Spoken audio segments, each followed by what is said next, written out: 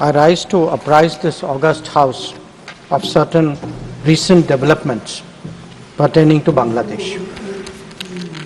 As honorable members are aware, India-Bangladesh relations have been exceptionally close for many decades over many governments.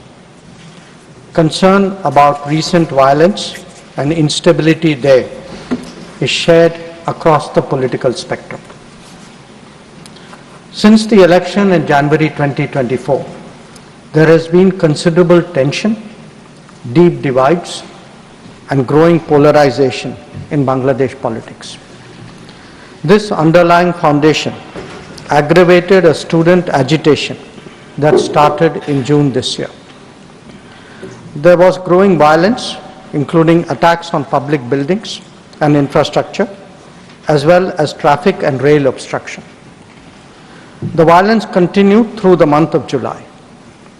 Throughout this period, we repeatedly counseled restraint and urged that the situation be diffused through dialogue.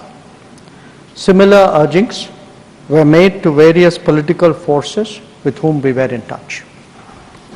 So, despite a Supreme Court judgment on 21 July, there was no let-up in the public agitation. Various decisions and actions taken thereafter only exacerbated the situation. The agitation at this stage coalesced around a one-point agenda, that is that the Prime Minister, Sheikh Hasina, should step down. On 4th August, events took a very serious turn. Attacks on the police, including police stations and government installations, intensified even as overall levels of violence greatly escalated. Properties of individuals associated with the regime were torched across the country. What was particularly worrying was that minorities, their businesses and temples also came under attack at multiple locations. The full extent of this is still not clear. Sir, on 5th August, demonstrators converged in Dhaka despite the curfew.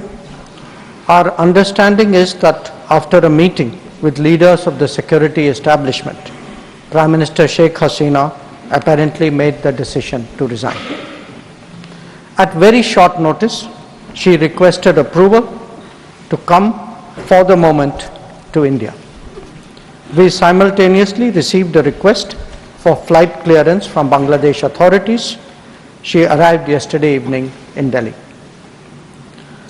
The situation in Bangladesh, sir, is still evolving. The Army Chief, General Waqar-uz-Zaman, addressed the nation on 5th August. He spoke about assuming responsibility and constituting an interim government. We are in close and continuous touch with the Indian community in Bangladesh through our diplomatic missions. There are an estimated 19,000 Indian nationals there, of which about 9,000 are students.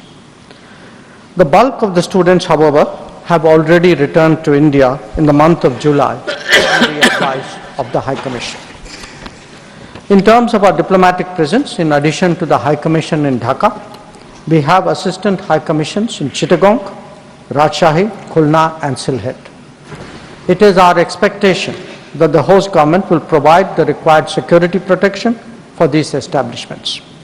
We look forward to their normal functioning once the situation stabilizes. Chairman, sir, we are also monitoring the situation with regard to the status of minorities. There are reports of initiatives by various groups and organizations to ensure their protection and well-being.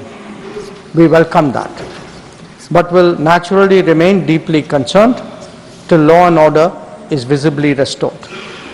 Our border guarding forces have also been instructed to be exceptionally alert in view of this complex situation. In the last 24 hours, we have also been in regular touch with the authorities in Dhaka. This is the situation as of now.